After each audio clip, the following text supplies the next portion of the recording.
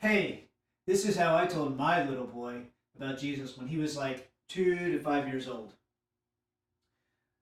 To talk about Jesus, we got to go back to the very beginning and talk about the first people.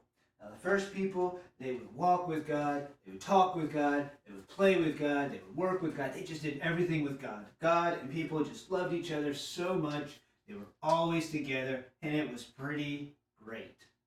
But then the people said, God, we don't need you anymore.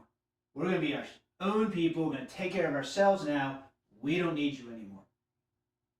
What they did realize is that when they did that, death was able to come in and go, ha ha ha, I'll get you.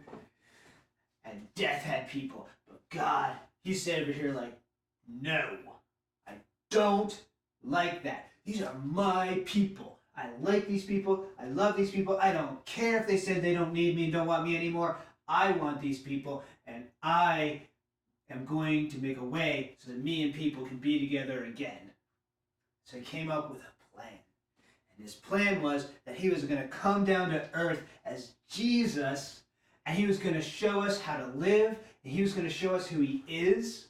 And then he let himself die and took on all of the consequences for all the bad things that we've ever done, or all the consequences of bad things that other people have ever done, all the bad choices, all the bad things. He took all of that on himself when he died.